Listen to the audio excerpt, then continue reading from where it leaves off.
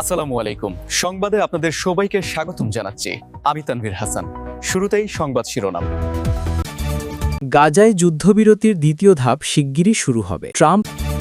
নাইজেরিয়ায় খ্রিস্টান নির্যাতনের অভিযোগে ভিসা নিষেধাজ্ঞা দেবে যুক্তরাষ্ট্র।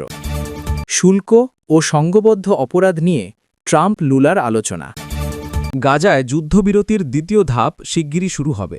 মার্কিন প্রেসিডেন্ট ডোনাল্ড ট্রাম্প জানিয়েছেন, ফিলিস্তিনি প্রতিরোধ আন্দোলন হামাস ও ইসরায়েলের মধ্যে চলমান যুদ্ধবিরতির দ্বিতীয় ধাপ শিগগিরই শুরু হবে। যুক্তরাষ্ট্র, কাতার ও মিশরের মধ্যস্থতায় গত 10 অক্টোবর এ যুদ্ধবিরতি শুরু হলেও 500 বারের বেশি চুক্তিটি লঙ্ঘন করে হামলা চালিয়েছে দখলদার ইসরায়েল। এর ফলে যুদ্ধবিরতির পরও নিহত হয়েছেন প্রায় 400 ফিলিস্তিনি। এর আগে গত বুধবার 3 ডিসেম্বর সন্ধ্যায় খান ইউনিসে বাস্তুচ্যুত মানুষের ওপর বিমান ও কামান হামলা চালিয়ে অন্তত 5 জনকে হত্যা করেছে দখলদাররা। এর আগে ইসরায়েল দাবি করে তাদের সেনাদের ওপর হামলা চালানোয় হামাসের এক সদস্যকে লক্ষ্য করে হামলা চালানো হয়েছে। এতে ওই হতাহতের ঘটনা ঘটেছে। ইসরায়েলি সেনাদের ওপর কথিত হামলার বিষয়ে ট্রাম্প বলেন, আজ একটি বোমা বিস্ফোরিত হয়েছে। এতে কিছু মানুষ গুরুতর আহত হয়েছেন, সম্ভবত কিছু মানুষ মারাও গেছেন।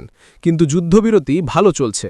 মধ্যপ্রাচ্যে শান্তি চলছে, কিন্তু সাধারণ মানুষ এটি বোঝে না। যুদ্ধবিরতির দ্বিতীয় ধাপও সঙ্গে এগিয়ে চলছে। এটি শিগগিরই কার্যকর হবে। আনুষ্ঠানিকভাবে হামাস ও ইসরায়েলের মধ্যে দ্বিতীয় ধাপের চুক্তি এখনও হয়নি, তবে এটি কার্যকর করতে জাতিসংঘের নিরাপত্তা পরিষদের মাধ্যমে কিছু মেকানিজম ঠিক করেছে যুক্তরাষ্ট্র। দ্বিতীয় ধাপ শুরু হলে গাজার সরকারের নিয়ন্ত্রণ নেবে একটি টেকনোক্র্যাট সরকার। এছাড়া হামাসের বদলে নিরাপত্তার দায়িত্ব নেবে আন্তর্জাতিক বাহিনী। নাইজেরিয়ায় খ্রিস্টান নির্যাতনের অভিযোগে ভিসা নিষেধাজ্ঞা দেবে যুক্তরাষ্ট্র। যুক্তরাষ্ট্র নাইজেরিয়ার ওপর খ্রিস্টান নির্যাতনের অভিযোগে ভিসা নিষেধাজ্ঞা আরোপ করতে যাচ্ছে। দেশটির পররাষ্ট্র দপ্তর বুধবার 3 ডিসেম্বর জানিয়েছে, নাইজেরিয়ার যেসব ব্যক্তি এবং তাদের পরিবার এই সহিংসতায় জড়িত তাদের যুক্তরাষ্ট্রে প্রবেশে বাধা দেওয়া হবে। মার্কিন পররাষ্ট্রমন্ত্রী মার্কো রুবিও সামাজিক যোগাযোগ মাধ্যম এক্সে বলেন, চরমপন্থী সন্ত্রাসী, ফুলানি জাতিগোষ্ঠীর মিলিশিয়া এবং অন্যান্য সহিংস গোষ্ঠী নাইজেরিয়ার খ্রিস্টানদের ওপর যে সহিংসতা চালাচ্ছে তার জবাব দিচ্ছে যুক্তরাষ্ট্র। তিনি আরও উল্লেখ করেন, ধর্মীয় স্বাধীনতা লঙ্ঘনকারী অন্যান্য দেশ বা ব্যক্তিদের ক্ষেত্রেও একই নীতি প্রযোজ্য হবে। এই পদক্ষেপ নেওয়া হয়েছে যুক্তরাষ্ট্রের ইমিগ্রেশন অ্যান্ড ন্যাশনালিটি অ্যাক্টের 212 এ পরিচ্ছেদ 3 ও সি ধারার অধীনে।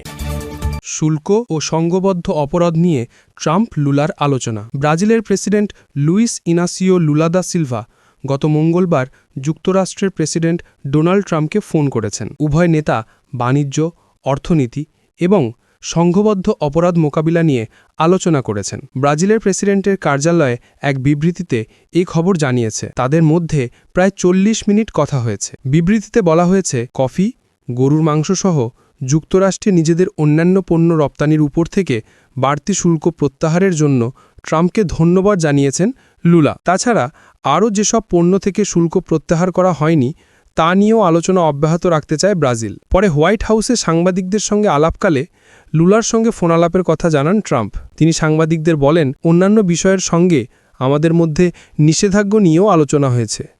এখানে ট্রাম্প নিষেধাজ্ঞা বলতে ব্রাজিলের সাবেক ডানপন্থী প্রেসিডেন্ট জইর বোলসোনারোকে ফৌজদারি মামলায় কারাদণ্ড দেওয়া নিয়ে দেশটির বিচার ব্যবস্থার উপর চাপ তৈরিকে বুঝিয়েছেন। পরে ট্রাম্প নিজের মালিকানাধীন সামাজিক যোগাযোগ মাধ্যম ট্রুথ সোশ্যালে লিখেন, আশা করি ব্রাজিলের প্রেসিডেন্ট লুলার সঙ্গে আমার শিগগিরই দেখা হবে। আমাদের এই নতুন অংশীদারিত্ব অনেক বেশি ভালো ফল বয়ে আনবে। গত মাসে কোকোবীজ, ফলমূল সহ ব্রাজিলের কিছু খাদ্যপণ্যের উপর থেকে 40% বাড়তি শুল্ক প্রত্যাহার করেন ট্রাম্প। ট্রাম্পের মিত্র বোলসোনারোর বিরুদ্ধে মামলার কারণে গত জুলাইয়ে এই শুল্ক আরোপ করা হয়েছিল। এমন এক সময়ে ট্রাম্প ও লুলা ফোনালাপ করলেন যখন ক্যারিবীয় অঞ্চলে সম্প্রতি ব্যাপক সামরিক শক্তি মোতায়েন করেছে ওয়াশিংটন। তাছাড়া 3 মাস ধরে ভেনেজুয়েলা উপকূলে মাদক পাচারের অভিযোগে দেশটির নৌযানের উপর ধারাবাহিকভাবে হামলা চালাচ্ছেন মার্কিন সেনারা।